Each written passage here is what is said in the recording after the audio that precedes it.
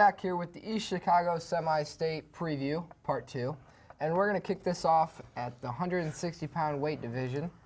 At the 4 seed, we have A.J. Steinbeck of Penn. He comes in with a 23-6 record in his freshman year. Yeah, so Steinbeck, he had a good regional.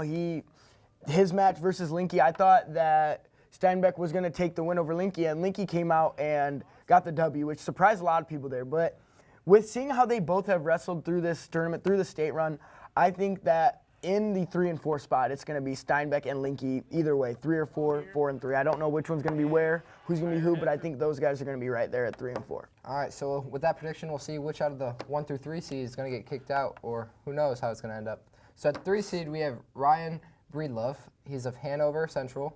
He's got a 33-4 record in his senior year. Yeah, he had a close match with Hamoki, from Hobart, who we've seen have some tough matches this year. And so I think that Linke or Steinbeck is going to come in and take his spot in going to state. Yeah. One of those two are going to come in and just show what's going to happen and take care of business there. All right, so we don't want to rule out Ryan, but he's going to have a tough way through the tournament. At number 2, we have Nick Winland. He's of Chesterton. He's got a 28-6 record. Yeah, he's got a big win over Isaac Edgewood from Portage, who's a great wrestler. I've wrestled him. I've seen him wrestle a lot of guys, and he's just a different breed of wrestler. He's got that big, strong build, and I think that with that win, that kind of puts him in a different category, and that's kind of a deal breaker. Coming out of Crown Point, the Crown Point Regional, he's going to be doing good. I think he's going to advance the state. All right, and then speaking of Crown Point, at the number 1 seed, we have Noah Hollandoner. He's Crown Point, as we mentioned. He's 33-4 in his senior year. Yeah, so we've seen him wrestle. We've seen him get all these wins. He's got wins over pretty much everybody in the weight class, it seems like. He was a qualifier at 52 last year, and I think he's just looking to do the same thing this year and maybe more. So I think he's going to get it done, and let's see where he's ranked in the state. He's over at 7th in the state, so that's a placement in the state. Yep. So I think that he's going to stay right around there, that 5 and below, that 5, 6, 7 spot, maybe 8th, and I think he's gonna place at state if he goes. All right, so we'll see how the 160 weight division plays out. Now we will move into our 170-pound weight division. At the 4 seed, we have Gavin Lehman. He's of Chesterton, and he's got a 34-5 record in his junior year. Yeah, so this weight class is gonna be madness. I can tell you that right now. We got 4 guys seated top 4, and then we got 2 guys kind of far back that are great wrestlers with Abel Verbeek from Lowell and Cody Timmerman from our Mishawaka. And I think Timmerman's win over Braden Welsh is a huge step. And we've seen him wrestle great in the second half of the year. We've seen Verbeek wrestle, and we know they're both looking to go to state. They don't care who's in their way. They're looking to take them out and go to state. Yeah. We have Timmerman, I believe. Yeah, he's going to have to wrestle Matt Neff to go to state. Yep. And I think he's going to get it done. We've seen Neff have some close matches with some guys, have some wins over some guys, have some losses too over guys that maybe not should be losses, but I think Timmerman gets it done in this match. I really do. All right, to go to state. Speaking of Matt Neff, he will be our 3 seed out of LaPorte for our semi-state tournament. Yeah, and as I said before, he's got the losses that we see. He's got the 6-1 win over Lundy, which is a big win. Yeah. We know how Lundy is. He's got that big, huge build that we've seen. We played him in football this year, and he was just a man amongst boys with the size. But he's got that win, but we see Timmerman, who's wrestling very technical right now, very smart, not really using that muscle strategy that a lot of 70-pounders want to use. And I think that Timmerman might get this dub. I think he's going to get the W. All right. So then we'll move to number 2 seed. It is Brendan Welch, who Cody Timmerman was able to defeat last weekend. And he is out of Culver Academy with a 24-3 record on the year. Yeah, I think if something crazy happens, it's going to happen right here. I don't know what is going to happen, but I think this weight class is going to be the weight class that it's going to be a shakeup, and we're not going to know where it's going.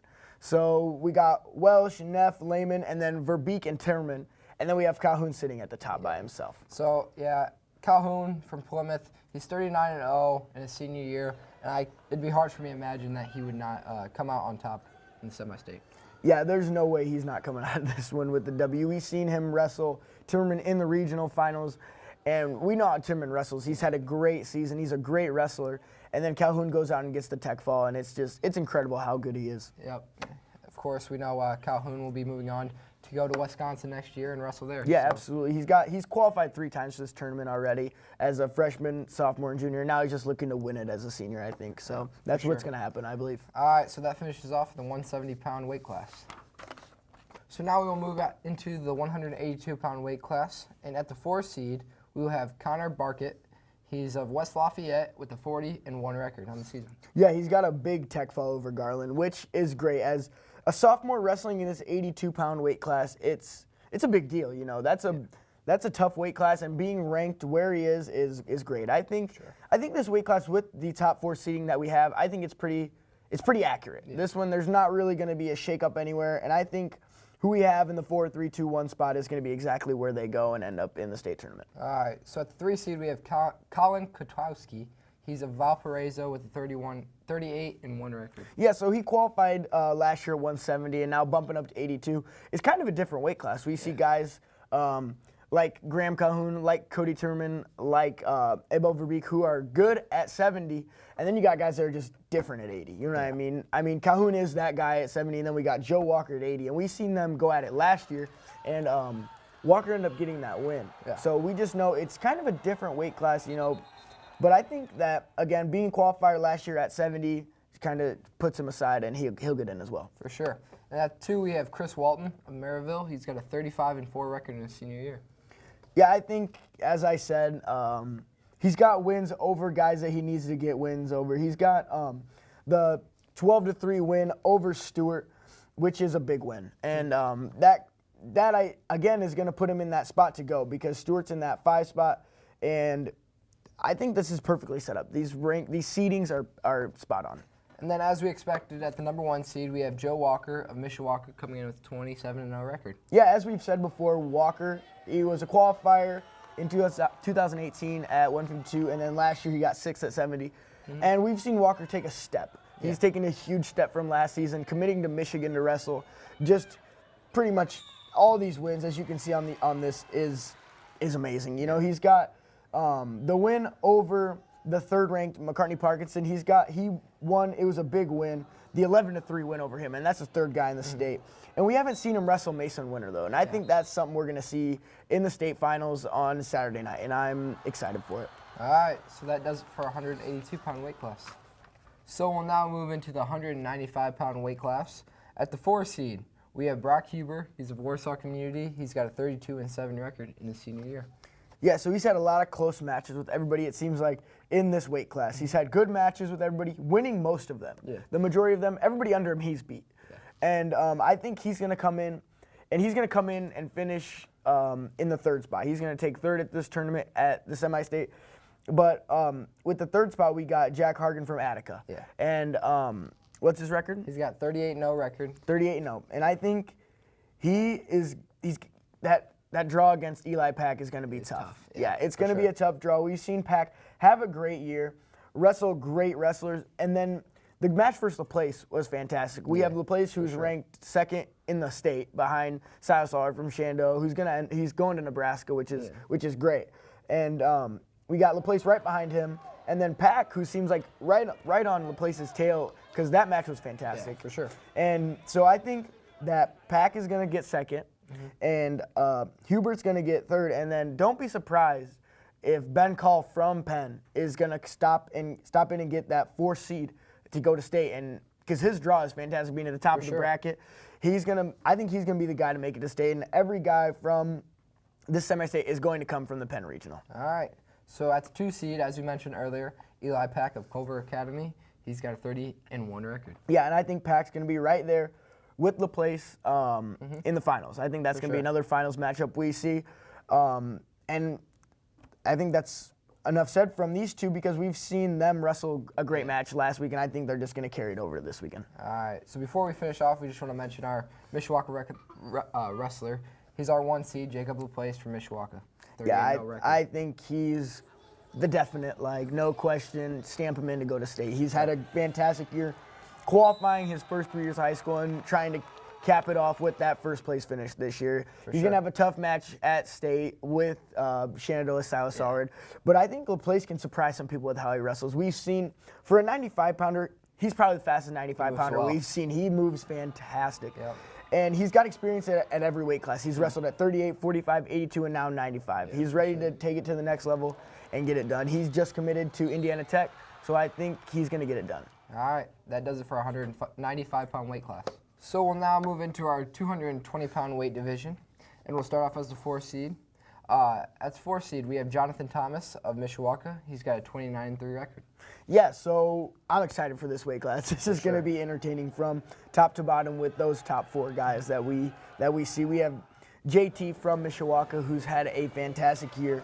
And I think 2 of his 3 losses come from Hezi Duvall when he was wrestling at heavyweight. So he makes that drop to 220, which I think has done him fantastic. He's going to surprise people because no one's really seen him at 220 since last year when he was at South Bend Adams. So I think that switch to Mishawaka and then him just being able to turn it on, getting to 220 is going to be a difference maker. We're going to see him wrestle Bobby Babcock from Hobart to get into the state tournament in the blood round, and I think that's going to be a fantastic matchup, but Jonathan Thomas comes out on top. All right. In that 3 seed, we have William Kreider of Harrison, West Lafayette, with a 29-3 record. I think watching him wrestle is the most entertaining thing because we got that huge frame of his, and he got 4th at 285 heavyweight last year, and now he drops to 220, and he's got some great matches. He lost to Andrew Irick, but I think that's going to happen, you know, and we see a great wrestler out of Irick,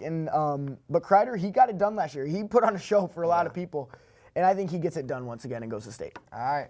The 2 seed, Jason Streck of Maryville. He's got a 35-2 record in his junior year. Yeah, so we see all these guys being ranked in the state very high. We had Kreider. Kreider's ranked 4th, I believe, right now, and then Schreck is ranked 5th.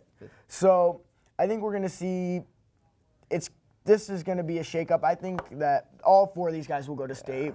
All these guys being ranked in the top 10 in the state, all 4 of them between from Thomas to Kreider to Schreck to Bates. But I think Schreck will get 2nd place in this tournament behind Evan Bates from Chesterton. All right, and Evan Bates is our number 1 seed from Chesterton with a 33-1 record. Yeah, he took 3rd last year at 182, and he already has that win over Schreck this year.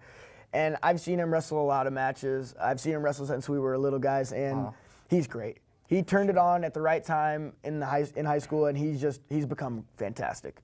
I think he's going to win this 220 weight class, and even at the state tournament too. All right, so that finishes off for 220. All right, so we'll now move into our last weight class, the big boys, 285 heavyweight. And at the 4 seed, we have Caden Souders of Lafayette Jefferson. He's got a 27-2 record in his junior year. Yeah, so this year he's beat Toss 6-3, and then we see Chad McLean from Hobart, who he'll wrestle in that blood round to go to state, who has lost to Toth 8-2.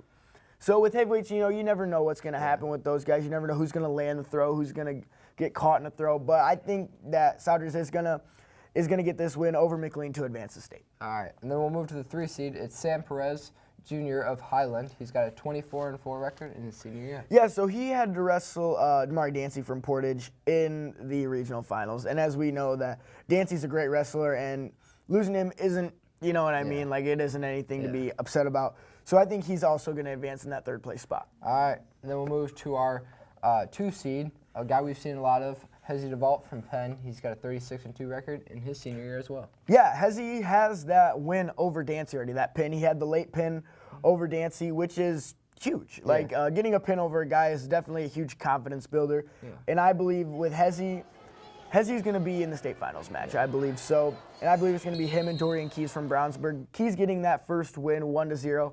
And I'm excited to see them wrestle again. I really am. It's a great match. For heavyweights, those guys, they move around. They put on a show for you. So I think that's going to be a good match. All right, and then we'll move to the 1 seed. It is Dancy of Portage, as we mentioned. He's got a 30-2 record. Yeah, he was a qualifier last year at 220. And he's going to have to wrestle, it seems like, Hezi in the finals. He's already had all the experience. Placing 5th last year in the state at heavyweight is a huge confidence builder. This time of year, knowing what to do, what it takes is huge. So I think that, Dancy knowing the same thing, qualifying last year at 220. But Hezi placing, I think that's a huge thing, and I think that Hezi's going to take the win in this semi-state. All right. And that does it for us, and we'd like to thank you guys for hanging out with us. And good luck to all wrestlers competing this weekend looking to punch their ticket to state.